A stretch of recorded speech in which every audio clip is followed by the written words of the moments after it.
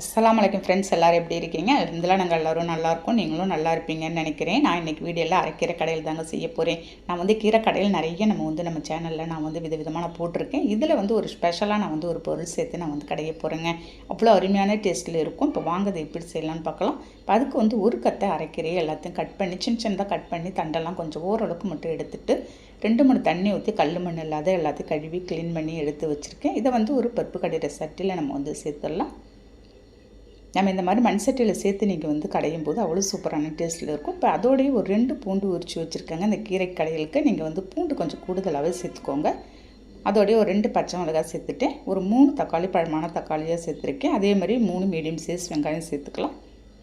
இது ஒரு கத்தை கீரைக்கு கரெக்டாக இருக்கும் அந்த அளவு எல்லாமே. சேர்த்துட்டு ஒரு நெல்லிக்காய் சைஸ் புளி மட்டும் எடுத்து இந்த சமயத்தில் நான் கரைச்சி வச்சுருக்கேன். அதை எடுத்து நம்ம ஊற்றிடலாம்.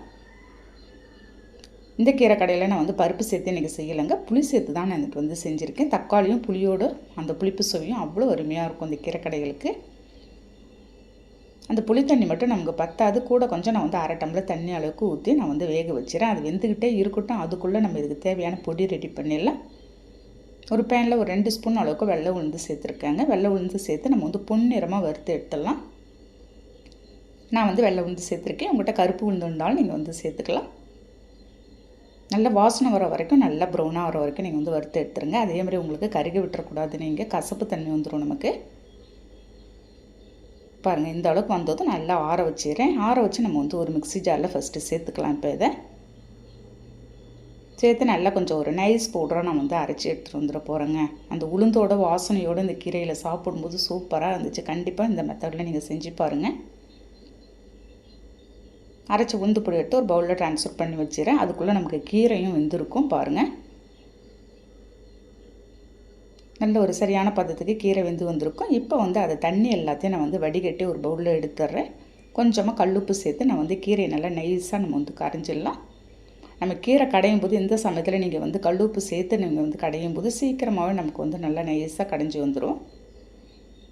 பாருங்கள், நல்லா நைஸாக கடைஞ்சிட்டு ஃபைனலாக நம்ம பொடி பண்ணி வச்சுருந்ததை இந்த உளுந்து பொடியை எடுத்து ஃபைனலாக சேர்த்து திரும்ப மத்தால கடைஞ்சி விட்டுற வேண்டியதாங்க.